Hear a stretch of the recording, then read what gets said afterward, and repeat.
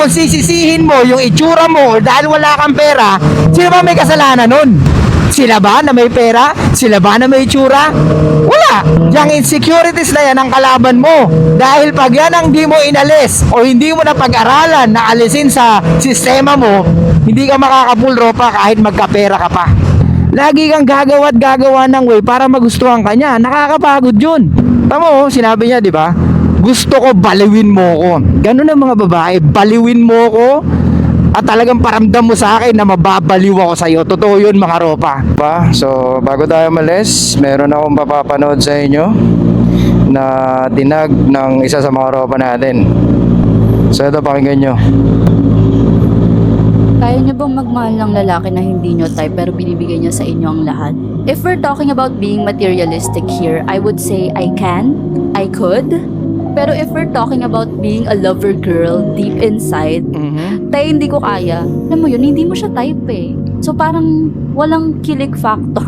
I mean, may kilig factor siguro pag binibigay niya sa'yo ang lahat. Pero at the end of the day, hindi mo siya type eh. Kumbaga, kailangan ko mabaliw.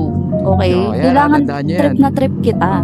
Kasi pag hindi kita type, miski paghinga mo, baka masita ko pa. Jeez. Pero pag type kita, alam mo yung kahit ang baho na ng hininga mo, mapapatawad ko pa. Kasi, wala eh, type kita eh, ganun. Ewan ko, ovulation things lang ata to. So yun mga ropa, at yung lagi ko sinasabi sa inyo na kahit napaka-nice nyo, kahit napaka-gwapo mo, kahit napaka-gentleman mo, kahit mapera ka, pag hindi ka trip ng babae, lahat yun baliwala sa kanya. Gets mo?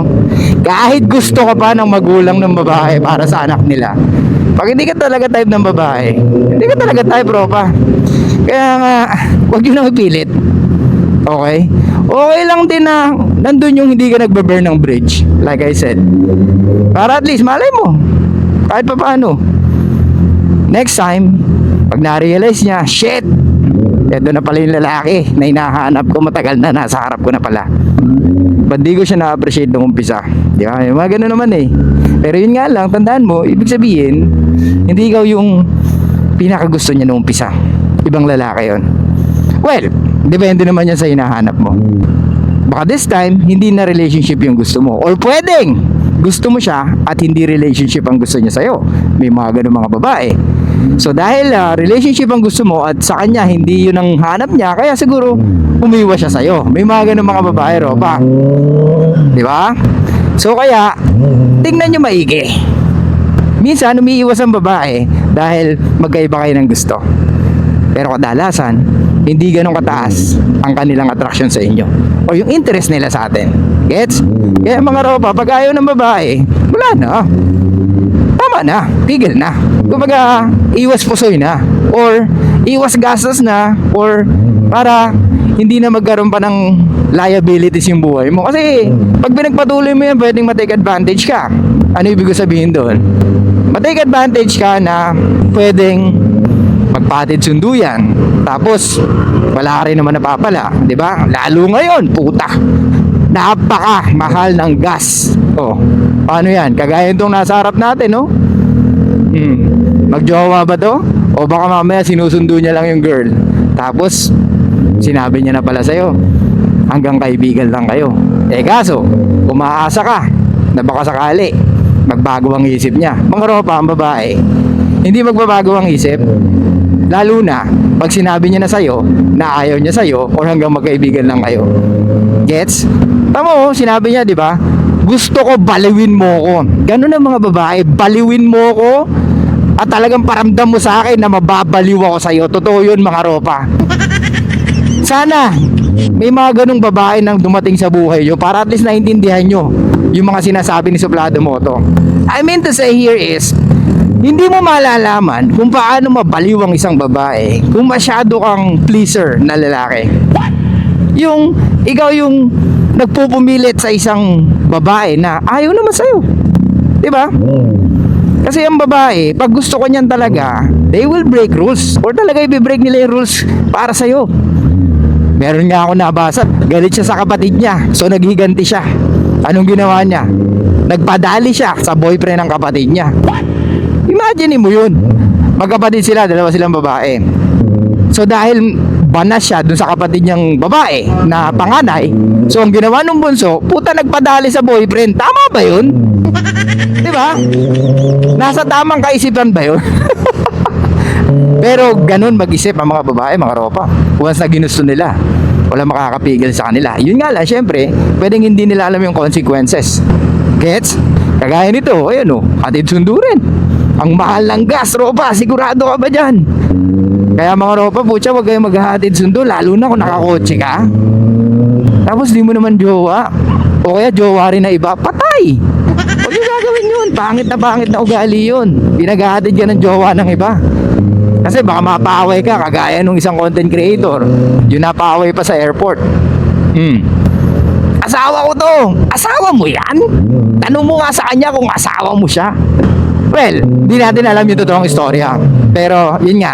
Pag ang babae, sumama na sa iba, wag mo na kabulin, puta. Bigyan mo ng respeto yung sarili mo, ropa. Kagaya nun, di ba? Nakipag-away pa siya.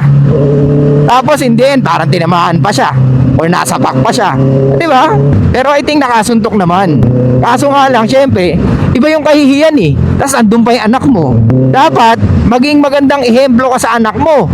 Na hindi mo na kailangan patulan yung mga ganun. Kumbaga, bilang ama, pangaralan mo yung anak mo. Na sabihin mo sa kanya, yung mami nyo, hindi na kami magkasundo, kaya kami naghiwalay na. Pero kung ganyan, na nauna yung emosyon niya, talaga mahirap, bro pa. Diba? Pero kung ganyan, na sinabihan na pala yung isang lalaki, 3 buwan, sabi niya, yun ang narinig natin eh. So ibig sabihin pinipigilan, or siguro sinabi ng lalaki, naayos namin yung relationship namin, wag kang makisabay or wag ka na sumausaw pa. Eh kaso, mapipigilan mo ba yung babae? Kasi ang nakikita ko dito mga ropa sa nangyaring gano'n, yung babae yung may control dun sa dalawang lalaki. Gets? At ikaw naman, bilang lalaki na sa'yo sumasama yung babae, dapat kahit pa paano, inisip mo na, well, may status ako. I think, kahit pa paano, nasa akin yung mga ibang hinahanap ng mga kababaihan. So, dapat hindi na muna siya nagsettle sa ganun. Well, like I said, mga ropa, pag umira lang damdamin, wala ka na magagawa. Kung saan ka talaga dadalhin yan. See? So, mga ropa, do you think worth it ba yung ganun? Na mapapaaway ka dahil sa babae na meron palang pamilya. Kung ganito yung sitwasyon mo, well, mapapaisip ka talaga. Kasi mahirap, mga ropa.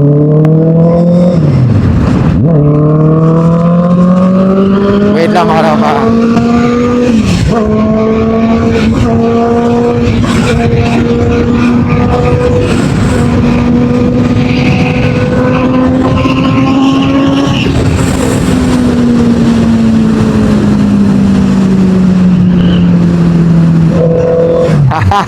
So, ubos ang gas natin mga ropa. Tipid-tipid tayo. Naku po, first wave pa lang na pagtaas yan. Marami pang wave yan. Parang feminism yan, lol. Anyway mga ropa, balik tayo sa pinag-uusapan natin. Pag ang babae ayaw sa'yo, wala ka nang magagawa. Kaya nga, wag mo ipilit kung ayaw na or ayaw na sa'yo. Kagaya nga nung pangyayari na yan. Kung ayaw na sa'yo ng misis mo, ng girlfriend mo, kahit na sabihin natin may anak pa kayo, kung sumama na siya sa ibang lalaki, wala ka nang magagawa. This is not about you anymore, or this is not about your feelings anymore. Yes, may anak kayo. Pero anong magagawa mo kung ayaw na rin ng babae sa'yo? Ang nangyayari dyan, pag dinahilan mo na may anak naman tayo, ituloy natin yung relationship natin or ayusin natin, ang nangyayari dyan, parang hino-hostage mo yung babae, ropa. Emotional blackmail ang parang nangyayari dyan, di ba? Or na-hostage mo siya na huwag siyang umalis kasi nga may anak kayo. Hindi naman pwedeng ganun. Siyempre, dapat gusto ka pa rin ng babae. Dapat talagang andun yung atraksyon ng babae sa'yo. Kasi kung wala, mahirapan ka talaga. Di ba? Lagi kang gagawa at gagawa ng way para magustuhan ka niya. Nakakapagod yun. At hindi maganda sa pakiramdam yun na yung babaeng pinili mo, pinipilit mo lang. Di ba? Same lang din pala. Cheers! Damn, son. Ay, nako. Ano ba? Atras na naman ako.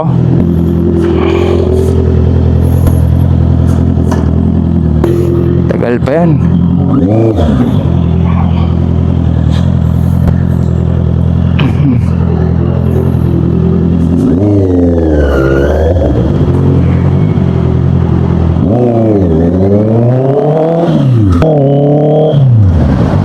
Anyway, balik tayo mga ropa. So, pag ang babae ayaw talaga sa'yo, wag yun na ipilit mga ropa. Sayang ang oras nyo. Mapoprostrate lang kayo at pwedeng mag-resent pa kayo sa mga babae. Pwede nga mangyari sa inyo yung mga kagaya ng mga sinasabi ng mga ibang lalaki sa comment section natin. Ang mga babae, pogi lang gusto. Ang mga babae, yung may pera lang gusto. Eh ano ba gusto mo, ropa? Gustuhin ka. Eh wala ka namang ginagawa. Kung ayaw sa'yo ng babae, tigilan mo. Eh ayaw nga di ba? Bakit sinisisi mo yung itsura mo? Bakit sinisisi mo yung pera ng iba para lang masabi mo na wala kang pagkukulang, ropa? Di ba? Kung ayaw ng babae sa'yo, ibig sabihin, pwedeng hindi niya nakikita sa'yo yung mga hinahanap nila. Pero kung sisisihin mo yung itsura mo dahil wala kang pera, sino ba may kasalanan nun? Sila ba na may pera? Sila ba na may itsura? Wala! Yung insecurities na yan ang kalaban mo. Dahil pag yan ang di mo inalis o hindi mo na pag-aralan na alisin sa sistema mo, hindi ka makakapul, ropa, kahit magkapera ka pa. Gets? Kaya bawas-bawasan natin yung pagdadrama na pogi lang ang gusto ng babae, yung may pera lang ang gusto ng babae. What the fuck? Natural. Pipili ba sila ng hindi pogi hanggat maaari? Pipili ba sila ng walang pera hanggat maaari? Ay alam naman natin ang babae may hypergamy, di ba? Pero sa kabilang banda, ang babae pa rin na-attract sa confidence, di ba? Hindi naman kailangan marami kang pera Hindi naman kailangan sobrang pogi mo Meron ka nakikita, may mga jowa kahit hindi kagwapuan, di ba? O, yung babae pa naghahabol. Kasi kami game siya. Yun ang dapat pag-aralan natin mga ropa. Pag ayaw sa'yo ng babae, ulitin ko, tigilan mo na. Gets? Wala ka namang mapapala kahit anong gawin mo Kahit mag-iiyak ka pa, kahit kaninong content creator ka pa manghingi ng advice, di ka rin nila matutulungan kasi nga yung babae ayaw naman sa'yo. Okay? So, gawin natin dito mga ropa. Pag ayaw ng babae, bitaw. Di ba? Sinabi na natin yan. Pag ayaw, bitaw. So I think narinig nyo na to, yung analogy ng isang basong tubig. Hawak ko isang basong tubig. So sa umpisa, hindi siya mabigat. Tama? Hindi siya nakakangawit. Pero habang tumatagal, let's say 3 hours ko siyang hawak. At nakaganito lang ako. Siyempre mararamdaman ko na, di ba? How much more pag umabot ng buong araw? How much more pag umabot ng 2 araw, 3 araw, 4 na araw? Ano mangyayari? Pwedeng maparalyze yung kamay ko. Kasi pwedeng hindi na umagos yung dugo. Pwedeng mamatay yung mga cells ko or tissues ko. Gets? So same thing mga ropa. Pag patuloy mong pinipilit ang sarili mo sa babaeng hindi ka naman gusto, mahirapan ka. At pwedeng mamiss mo yung mga ibang babae na pwedeng may gusto sa'yo dahil nakapokus ka sa babaeng ayaw sa'yo. Gets? So ano takeaway natin dito? Is stop chasing women. Ganun kadali. And focus sa mga bagay na may control ka. Gets? Kung wala ka mang control sa pagkagusto niya sa'yo, may control ka naman kung paano ka mas magugustuhan ng ibang kababaihan. Huwag kang mapako sa isang babae, ropa. Hindi ka tapusan ng mundo kung ayaw niya sa'yo. Alright? So yun lang guys, thank you so much. I'll see you guys next time. Show love, peace out, and be fucking mysterious mga ropa. Pucha, kukumute na lang siguro tayo mga ropa. Kasi ang hirap ng ganito Ang mahal ng gas Tas toll fee pa. Iniisip ko nang mag-MacArthur na talaga kaso kakain talaga ng oras Lalo na pag nagano tayo, Valenzuela, naku po, daming doon, di ba? Traffic light. Every kanto meron